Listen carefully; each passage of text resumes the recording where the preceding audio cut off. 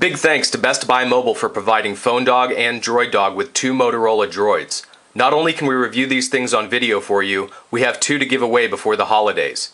So head on over to phonedog.com and click on Win to play the One Pod Bandit. It's free, and you can get extra spins every day by playing at Facebook. Hey, what's up everybody? This is John from DroidDog.com, and I'm here to give you my initial impressions of the Motorola Droid from Verizon Wireless. I'm ready to get your questions so we can do some more of those Q&A videos that we did for Hero. So you can send them to me on Twitter, just @replyme, that's phonedog_John, or send me a text message at 503-MOB-BARK. That's for text messages only. No one's going to be listening to voicemails or answering the phone or anything like that. And I will do my best to get around to your questions, though those of you who were here from my Hero videos know that it can sometimes take a little while, but it's only because I want to be thorough and hopefully give you the best information that's out there. So, what do I think of this phone? The Droid's display is beautiful. It's probably the phone's greatest asset in terms of the hardware that you're going to touch. It's 3.7 inches, WVGA, 400,000 pixels, 480 by 854 I think, and it's just incredibly sharp and bright. It's just beautiful. And the touchscreen is very sensitive, and I'm not sure if there's an oleophobic coating on it. It did feel a little bit sticky when I first got it, much like the HTC Hero, which does have an oleophobic coating, so it's easier to clean off fingerprints. I'm not sure if it's the same technology, but they do have something on there. And I've found, as I'll tell you later, that I prefer to keep this phone closed and use a virtual on-screen keyboard. This is not the stock keyboard that comes with the Droid. This is an application called Better Keyboard. But I found that typing on the screen is very easy, and even though you don't see multi-touch enabled in most aspects of the device, it is capable. The hardware is capable. Android 2.0 is capable. It's just not implemented in very many places yet. But you know, despite the complaints I do have about the phone, which we'll get to later, the display trumps them. I could stare at this thing all night. And Motorola is fond of listing in their PR stuff that it has twice as many pixels as the competition, which is of course the iPhone 3GS. And I don't have one with me right now to do a side-by-side for you, but you have to see it in person to really appreciate it, spend some time with it. Until I opened it up, I had very few complaints. I was extremely happy with it. It's not exactly comfortable in your hand. I mean, it's got hard lines, sharp edges. I don't notice those in my pocket. It doesn't really bother me. I don't mind holding it up to my face or holding it in my hand. It's not like it's, you know, it doesn't hurt you, and it's not really uncomfortable or anything like that. But it just doesn't really conform to the contours of your hand very well.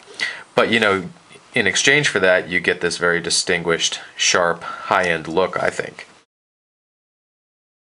When I opened up the device, I have to admit that Droid lost a few points in my book. I already knew I was getting a grid hardware QWERTY without much, if any, separation between the keys, but I didn't realize just how difficult it was going to be to use this. You know, it is a high-quality build. It feels like this is made of solid materials. I don't think this thing is going to break quickly or anything like that, but just using it and just trying to get by with this keyboard is a challenge. Let me see here. I'll just type in DroidDog.com. And I did that without any errors, but honestly that's not what usually happens to me when I'm typing this, especially if I'm typing long sentences. I have to go very slowly and deliberately in order to complete a sentence without making mistakes. This sliding mechanism, I'm not a big fan of it. As you can see, it's not spring-loaded. There's nothing to assist the panel along its way once you've pushed it in either direction to open or close it. It's just a little bit of resistance, and it feels like you're probably sliding a tongue and groove type deal there. One thing I've noticed, and I know not everybody has had this complaint, so maybe it's just me, is that if I try to pinch on the edge of this panel to close it, it creates additional resistance. Like I'm twisting the screen a little bit and there's some more friction, like maybe if there's a tongue and groove type thing underneath there, or maybe I'm putting additional pressure on top so that this presses against the bottom panel more. I don't know what it is. But I can't close it as easily like this, and I get kind of an uneven transition between open and closed is not very smooth. And that worries me a little bit. It's fine if I press in the center, but that makes me wonder, over time, is this thing going to loosen up and rotate a little more? I can already jiggle it a little bit. I'm sure it needs some give just to be able to move, but is it going to get better or worse? I don't know. I mean, the build quality feels really nice. It feels like solid materials. There's nothing like, you know, rattling or squeaking or like my G1 or anything like that. But there's just something about the sliding mechanism that I don't like. You know, maybe that's just me.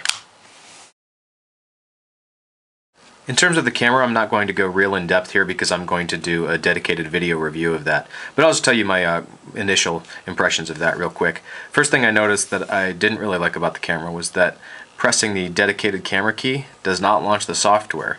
And maybe that was done just so it wouldn't accidentally be activated in your pocket, but I mean, if the phone is asleep, locked anyway, I'm not sure why you would need to take that additional precaution. So anyway, you got to press the camera icon to launch the software.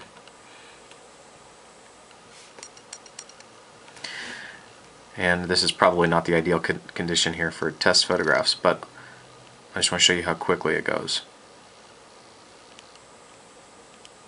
So I'm trying to take a second picture. See, that first flash is a red eye flash. The second one is the flash for the photo itself.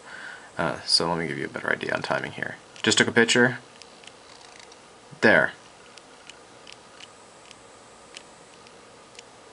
And took that long to take a second one. Not real slow, not terribly slow. Probably the same as the Hero. Let's try out the video camera real quick here. Just let you see how it works. I'm just giving you an idea of the software here. Check back a little bit for an in-depth review. So far I've been happy with the way the still photos have looked. To be honest, this is the first time I've used the camcorder, so we'll get into that more later.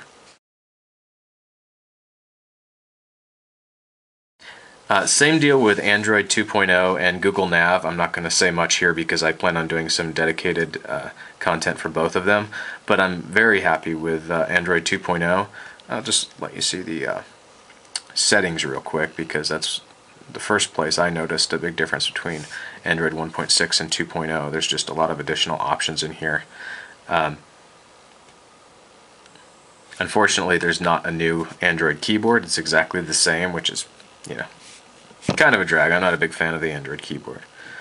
This car home deal that Verizon has going on the Droid is great. Just big, easy to navigate options for people while they're driving. Obviously, I can't give you a demonstration of Google navigation because I'm sitting in a chair right now. But like I said, I will do a dedicated video.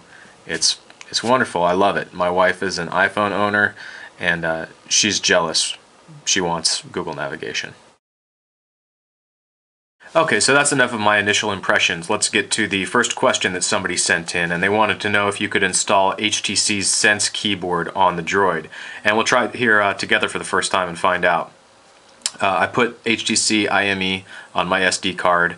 I installed the Astro File Manager, that's how I'm getting to it here. And I also had to enable installations from unknown sources in the application settings. Alright. I think it's just this one. Okay, I'm going to install it. Now while I'm doing this, I should tell you that this does pose a security risk. And when you install a third-party keyboard like this, it can log your keystrokes and send them out to somebody else depending on what you're authorizing here. I think most hackers are doing what they do because they're obsessed with technology and they love the process of hacking and they want to provide a better experience to the end user. But you know, there are a few people out there who just use the opportunity to exploit people, and they can get your passwords, they can get banking site log on, everything like that. So just be careful. You're doing it at your own risk. Alright, so now that we have it installed, we'll go to the settings.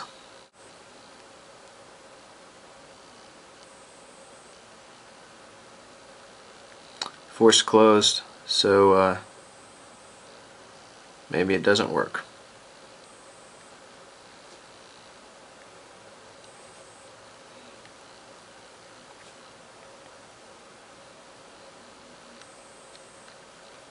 Yeah, it looks like you cannot use the HTC IME. Maybe I did something wrong. I don't know. Alright, thanks for watching everybody. Take care.